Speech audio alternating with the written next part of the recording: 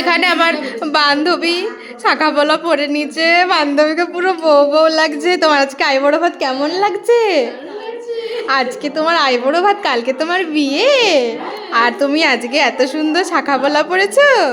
আমার তো খুব সুন্দর দেখতে লাগছে।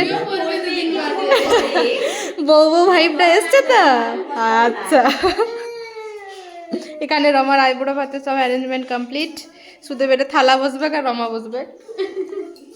তো তোমরা তো সকলে দেখতেই পেলে যে আমার বান্ধবী প্রায় রেডি হয়ে গেছে তার আইবুড়ো ভাতে বসার জন্য। আর এখানে সেই আইবুড়ো ভাতের আগের যে সব অ্যারেঞ্জমেন্ট করা হয়ে থাকে সেগুলো কিন্তু এখানে চলছে। এখানে দেখো সকলে মিলে ফুলের পাপড়ি টাপড়ি নিয়ে প্রায় রেডি হয়ে গেছে আইবুড়ো ভাতের থালাটাকে সুন্দরভাবে ডেকোরেশন করার জন্য। আর আমি এই ভ্লগগুলো একটু পরে পরেই দিচ্ছি, তার কারণ হয়তো তোমরা অনেকেই জানো যে আমার আগের ইউটিউব চ্যানেলটা কিন্তু সাসপেন্ড হয়ে গেছে ইউটিউব থেকে। তো সেই কারণে আমাকে পুরনো ব্লগগুলোকে আবারও এখানে দিতে হচ্ছে একটুখানি রি-এডিট করে। আর সেই কারণে কিন্তু আমার প্রত্যেকটা জিনিস একটুখানি দেরি করেই দিতে হচ্ছে আর কি। তো আজকে আমি আমার বান্ধবী প্লাস বোন যাই বলো না কেন তার বিয়ের ব্লগটাকেই আজকে দিচ্ছি, এবং পরবর্তীকালে আমি আমারও বিয়ের সুন্দর সুন্দর ব্লগগুলোকে তোমাদের সামনে নিয়ে আসব। আগে পুরনো যেসব ব্লগগুলো আছে সেগুলো তোমরা দেখে নাও, তারপরে আমি নতুন নতুন ব্লগগুলো শ্যুটও করব, প্লাস তোমাদের সাথে শেয়ারও করব। তো তোমরা দেখতে থাকো আর সঙ্গে থাকো। তো এখানে দেখো বান্ধবীকে ওর মা কিন্তু আইবুড়ো ভাতের পায়েস খাইয়ে দিচ্ছে, আর এখানে যারা যারা ছিল সকলেই কিন্তু অল্প অল্প করে পায়েস খাইয়ে দিচ্ছে। আর এখানে দেখো কত সুন্দর আইবুড়ো ভাতের থালি, আর এখানে সকলে মিলে খুব এনজয় করছে। আমার তো এখানে ইমোশন প্লাস আনন্দ দুটো একসাথেই কাজ করছে, কারণ বুঝতেই পারছো এত বছরের বন্ধুত্ব সেটা হঠাৎ করে এইভাবে শেষ হয়ে যেতে বসেছে। শেষ বলবো না, হয়তো বন্ধুত্ব এভাবে অটুটই থাকবে, কিন্তু তো এখন হচ্ছে আমি সোজা চলে এসেছি গায়ে হলুদ দিন সকালবেলাকার ভিডিও নিয়ে। এখন দেখো আমি রেডি সেডি হয়ে গিয়েছি, আর এখানে কিন্তু বাজনা বাদ্যি সব বাজতে শুরু হয়ে গেছে।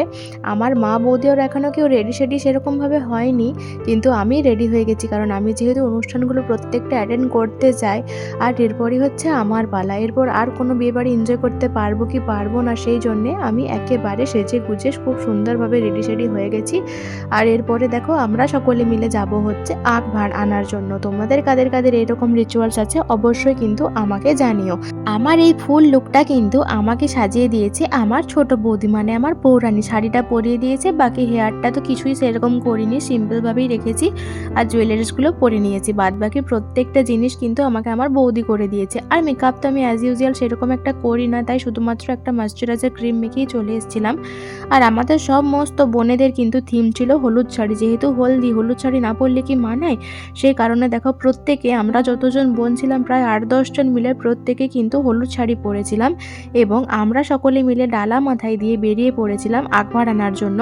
আর আমরা আগভাড় আনতে যেয়ে কিন্তু প্রচণ্ড পরিমাণে এনজয় নাচানাচি করেছি। তোমাদেরকেও সেই সমস্ত কিছু ভিডিও আমি একটু একটু করে হলেও শেয়ার করবো। তো চলো তোমরা দেখতে থাকো ফুল ভিডিওটা আর এনজয় করতে থাকো।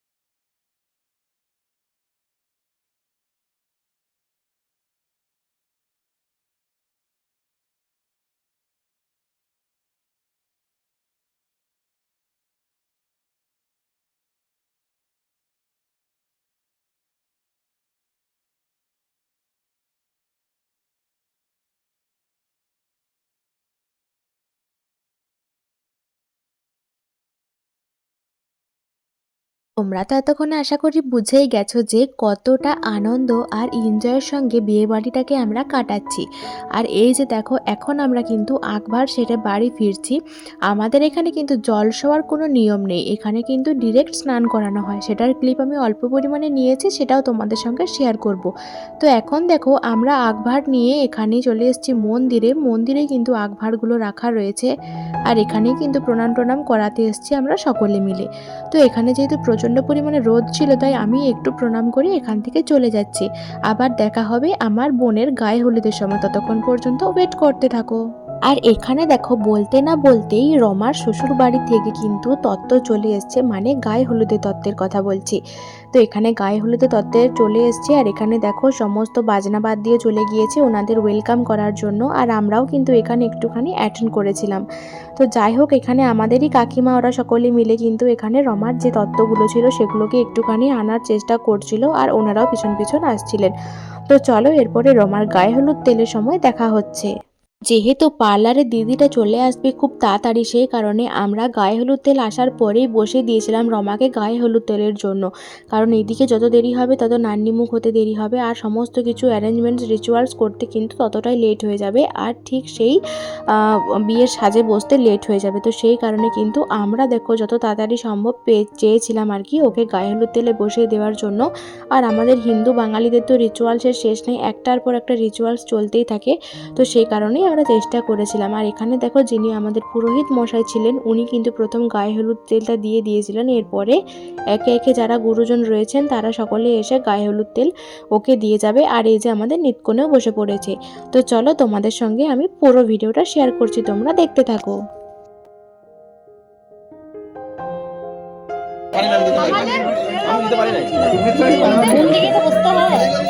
তো এখন দেখো আমরা চলে এসেছি ওকে স্নান করানোর জন্য। আর আমাদের নিয়ম এখানে হচ্ছে স্নান করানো।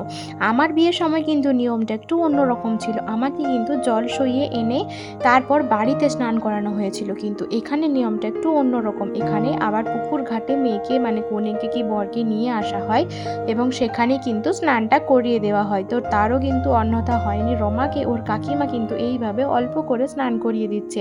এখানে তো আর ডুব দেওয়া যাবে না, কারণ কি একটু পরেই দিদি চলে আসবে পার্লার থেকে সাজানোর জন্য।